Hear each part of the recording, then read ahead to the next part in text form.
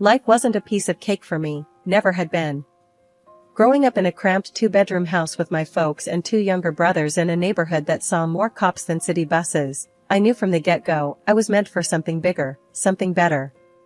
My name is Anna, and this is my tale, raw and uncut.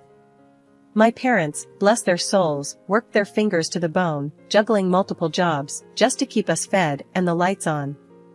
But no matter how hard they toiled, the shadow of poverty clung to us like a stubborn stain.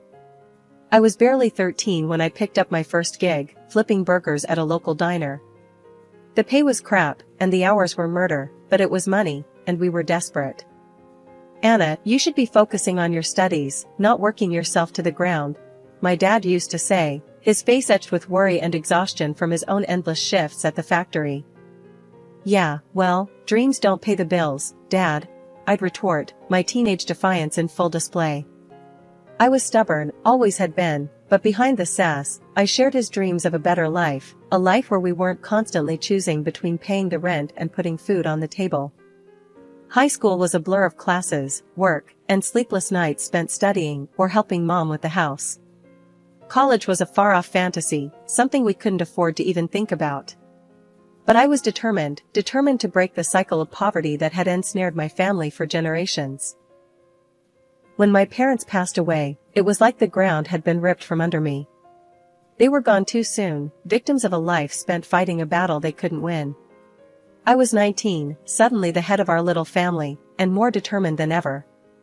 I doubled down on work, saving every penny, sacrificing sleep, social life, anything that wasn't essential. It was during one of my late-night shifts at the diner that I made my decision. "I'm going to college," I announced to Mike, the cook, as I wiped down the counter for the umpteenth time. Mike, a burly guy with tattoos snaking up his arms and a heart of gold, laughed, a deep, rumbling sound that filled the tiny space. "College, huh? And how you planning on paying for that, kid? With fairy dust?" "I'll figure it out," I snapped back, my jaw set. Mike's laughter didn't deter me, if anything, it steeled my resolve. I did figure it out, through grants, loans, and a hellish schedule that saw me working 3 jobs while attending classes. College was a whole new world, a place where my past didn't define me, and my future was mine to shape. I majored in business, a practical choice, fueled by my determination to never find myself trapped in the cycle of poverty again. I graduated with honors, a testament to the sleepless nights and relentless grind. Landing a job at a large company was a dream come true. I started at the bottom, a small fish in a big pond, but I wasn't about to stay there. I worked harder, stayed later, pushed myself more than I ever thought possible. My colleagues called me a workaholic, a careerist, and maybe they were right. But I had goals, ambitions that went beyond the next promotion or pay raise. My rise through the ranks was meteoric, fueled by a combination of hard work, a bit of luck, and a stubborn refusal to take no for an answer. By the time I hit 30, I was the assistant head of the company, a position that came with a nice office, a hefty paycheck, and a sense of achievement that was almost addictive. "You're never gonna find a man if you keep this up, Anna," my friend Jess teased me one evening over drinks. Jess was the opposite of me in many ways, carefree and spontaneous, with a string of failed relationships and a job she didn't take too seriously. "Who says I'm looking for one?" I shot back, rolling my eyes. The truth was, between my job and my responsibilities at home, I didn't have time for a relationship, much less the energy to deal with the drama that seemed to accompany them. The night Jess dragged me to that party changed everything. I was standing awkwardly at the edge of the room, nursing a drink I had no intention of finishing, when he walked in. Tom. Even now, just thinking about that moment sends a thrill through me. He had this easy confidence about him, a smile that lit up the room. Jess nudged me, whispering, "That's him. That's the guy I was telling you about." I rolled my eyes, ready to dismiss her matchmaking attempt, but then our eyes met, and something clicked. I'm not one for fairy tales or love at first sight nonsense, but with Tom, it was different. "Hey, you're Anna, right? Jess has told me a lot about you," he said, walking over with a grin that I found infectious. "Hope she didn't scare you off," I shot back, surprising myself with how at ease I felt around him. We hit it off immediately, delving into a conversation that ranged from the mundane to the philosophical. He was smart, funny, and didn't seem to mind my sarcastic humor. Before we knew it, the party was winding down, and we were the last two people still engrossed in conversation. "I should get your number," Tom said, a hint of shyness creeping into his voice. "I mean, if you want to continue this conversation another time." "Sure, why not?" I replied, trying to play it cool as I typed my number into his phone. He did the same with mine, and we parted ways with the promise of a future hangout. After that night, nothing was the same. Tom and I hit it off instantly, bonding over our mutual disdain for small talk and our shared ambition. He worked in tech, a sector booming with possibilities and just as demanding as mine. Our first date wasn't your typical dinner and a movie. We spent it at a 24-hour diner, talking until the sun peeked over the horizon. "You're not like other women, are you?" Tom asked, his eyes studying me over his third cup of coffee. "And what's that supposed to mean?" I retorted, raising an eyebrow. My guard was up. I had heard variations of this line before, and it usually meant trouble. "It's a compliment, Anna. You're driven, fierce. You know what you want. It's refreshing," he clarified, his tone sincere. I was taken aback, not used to receiving genuine compliments that didn't have an ulterior motive. Our relationship progressed quickly from there. Tom was different from anyone I'd ever dated. He didn't expect me to play the doting girlfriend, to cook dinners, or keep a spotless house. He valued my ambition, encouraged it even. When I had to stay late at work or bring work home, he didn't complain. More often than not, I'd come home to find that he'd ordered in or cooked something himself. "Anna, I don't need you to be a housewife. I just need you to be you," Tom said one evening, as we sat on the couch, surrounded by takeout boxes. It was the first time someone had said something like that to me, and it struck a chord deep within. My friends noticed the change in me. Jess, always the first to comment on my love life or lack thereof, was the most vocal. "What has Tom done with Anna?" she joked one evening when we met for drinks. "You're glowing, and I haven't seen you touch your phone once." "He's different," I admitted, feeling a smile spread across my face, just thinking about him. When Tom proposed, it was out of the blue, at least for me. We were walking in the park, a rare day off for both of us. I was rambling on about a new project at work, excited about the challenges it presented. Without warning, Tom stopped walking, turning to face me with a seriousness I hadn't seen before. "Anna, I love you. I love your passion, your drive, your relentless pursuit of what sets your soul on fire. I don't want to spend another day without you by my side. Will you marry me?" he asked, pulling out a ring. I was speechless, which for me, was a rarity. "Are you sure? I mean, I'm a handful. I work a lot, I'm not the best at this domestic stuff." "Anna, stop," Tom interrupted, a soft laugh escaping him. "I'm not asking you to be anything other than who you are. That's the woman I fell in love with. That's the woman I want to marry." So, I said yes. It felt right, like everything in my life had been leading me to this moment. Marrying Tom was the easiest decision I ever made, but dealing with his mother, well, that was a whole different ball game. From the get-go, it was clear she had reservations about me. Not the kind you could easily brush off either. These were the deep-seated, "I've got my eye on you" kind. The first time I met her, it was awkward. We were at Tom's family home for dinner. His mom, Mrs. Thompson, was a petite woman with sharp eyes that missed nothing. The house was immaculate, the kind of clean that made you nervous to touch anything. She greeted me with a tight smile, her handshake firm, her eyes scanning me like I was a puzzle she was determined to solve. "Anna, is it? I've heard a lot about you," she said, her voice carrying an edge that was hard to place. "All good, I hope," I replied, trying to keep the mood light. "We'll see," she said, her smile not reaching her eyes. That should have been my first clue. Dinner was an exercise in patience. Mrs. Thompson had prepared a feast, but it felt more like an interrogation than a meal. She asked about my job, my family, my intentions with Tom, each question loaded like a cannon, ready to fire. "You work a lot, don't you, Anna?" she asked, passing me the salad. I do, but I love my job. It's very fulfilling, I responded, trying to sound confident. And what about when you have children?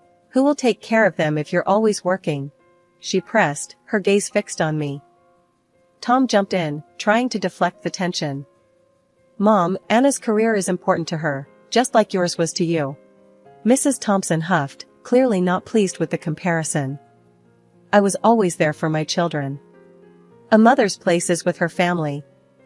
The dinner dragged on, with Mrs. Thompson making veiled comments about traditional family roles and the importance of a woman being present in the home. It was exhausting, trying to defend my life choices to a woman who had already judged me. After we left, Tom was apologetic. I'm sorry, Anna. I know she can be a bit much. A bit? I laughed, despite the tension. She makes the Spanish Inquisition look like a casual chat.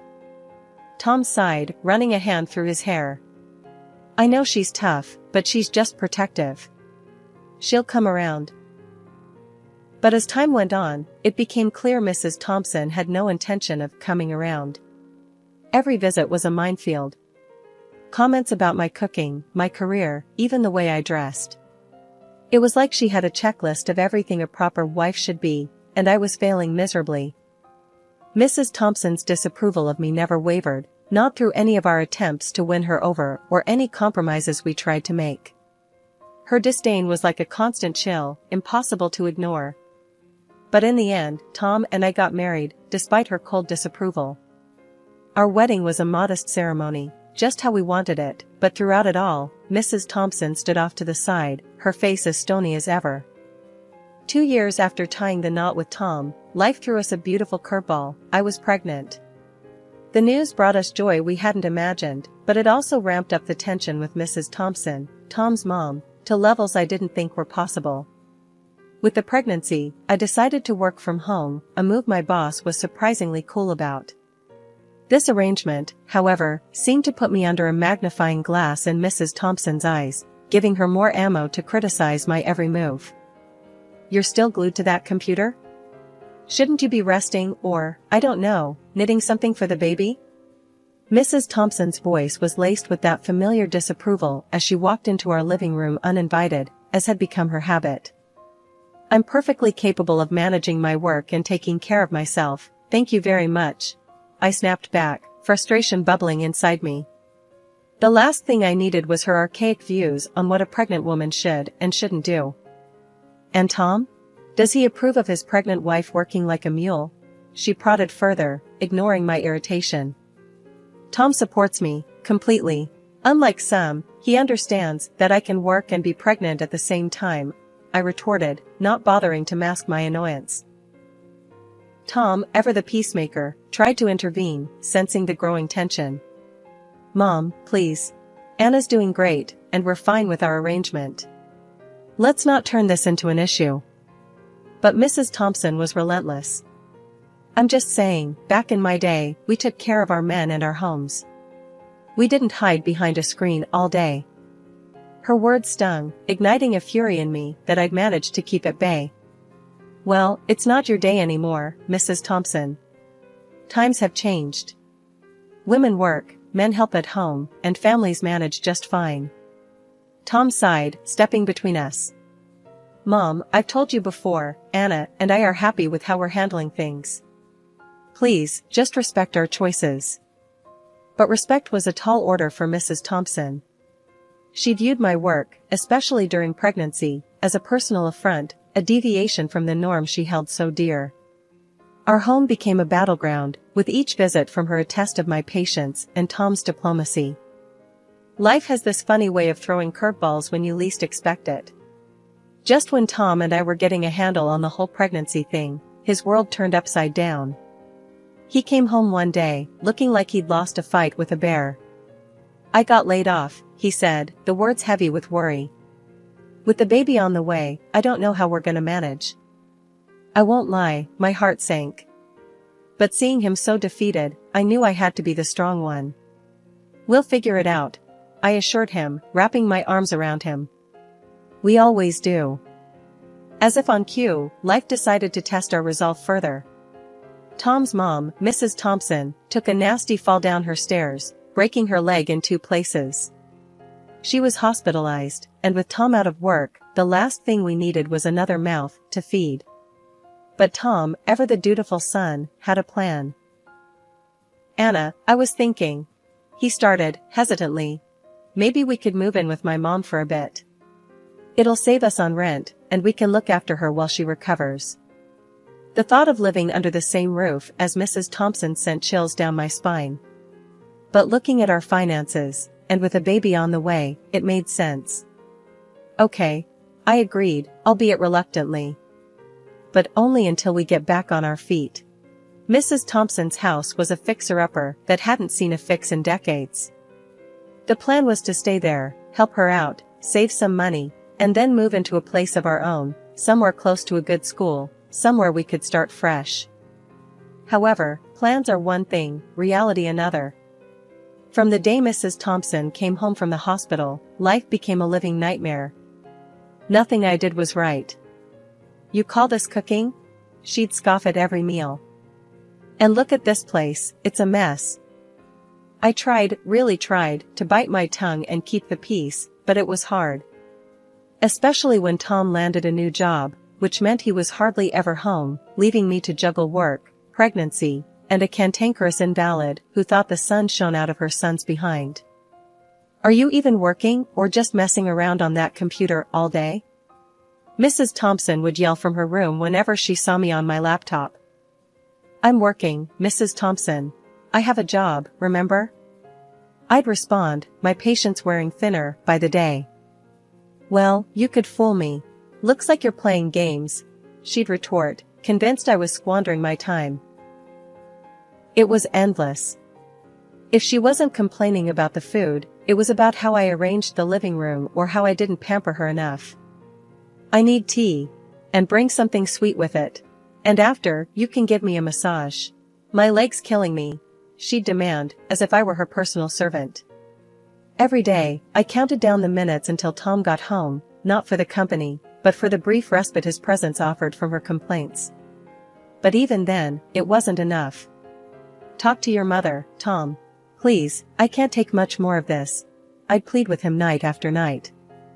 Tom was in a tough spot, caught between his wife and his mother, but he always tried to mediate. "Mom, Anna's doing her best. You've got to ease up on her," he'd say, only to be met with, "I'm the one with a broken leg, and she's complaining? She should be taking care of me, not the other way around." It was a cycle of stress and arguments, one that took its toll on all of us.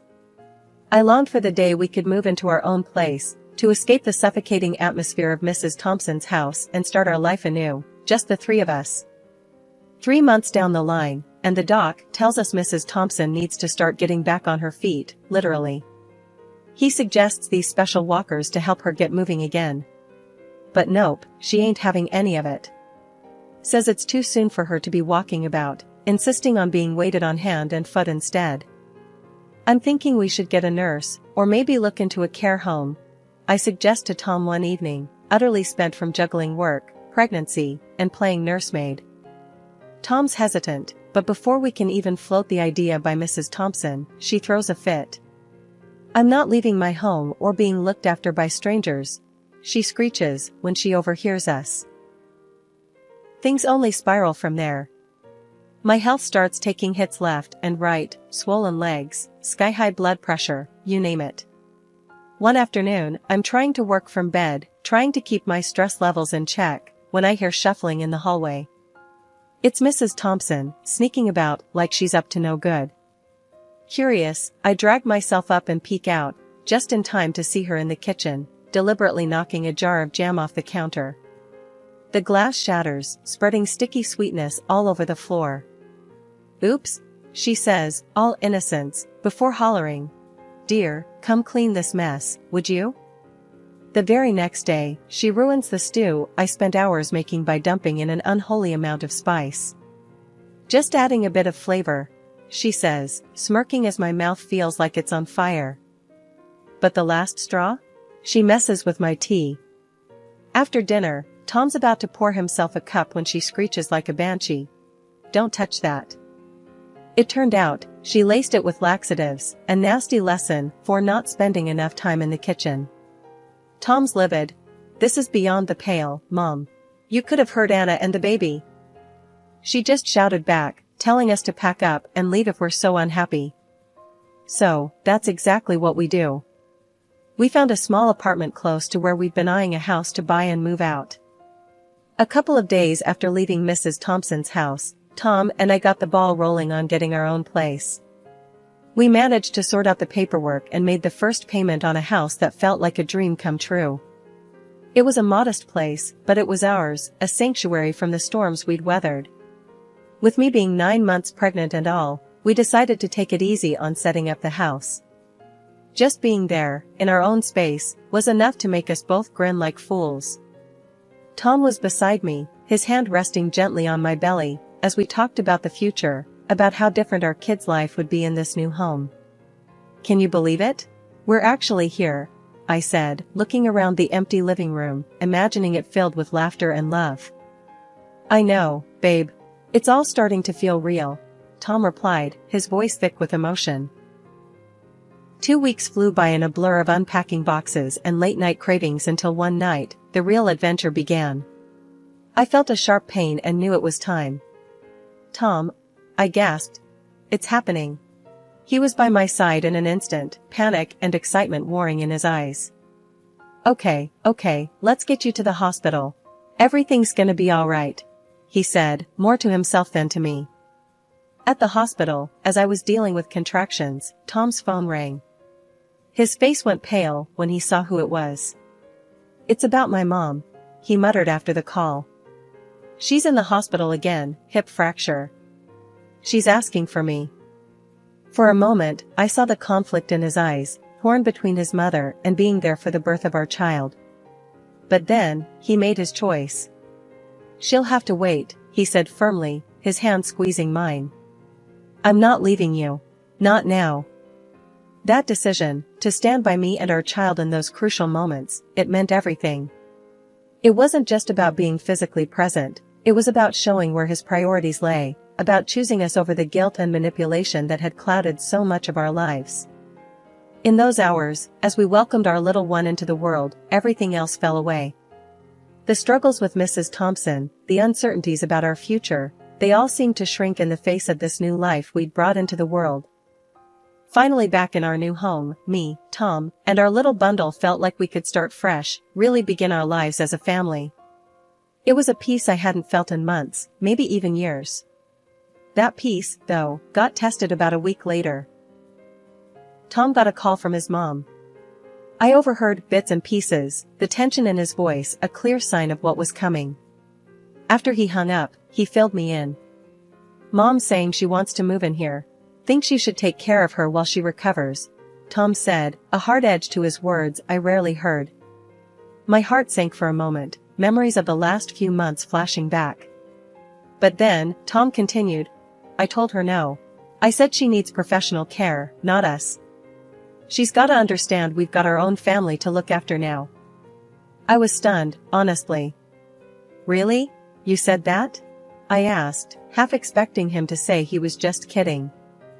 Yeah, I did. It's about time she realized we can't keep bending over backwards. I'm choosing you and the baby, our little family, he said, determination in his eyes. His mom tried the guilt trip, crying over the phone, trying to get Tom to cave. But he stood his ground, ended the call. It was a moment that marked a turning point for us, a clear stand that our little family was our priority. Life in our new home turned into our haven. Tom, me, and our baby were building something special, untouched by the drama and stress of the past. I got back to work, juggling deadlines and diapers, but it felt manageable, with Tom by my side, supporting me every step of the way. Can you believe we're doing this? Really doing this? I asked Tom one evening, the baby asleep between us on the couch. He smiled, that warm, reassuring smile that had gotten me through the toughest times. Yeah, I can. We made it through the storm. Now, it's just us, building the life we always wanted,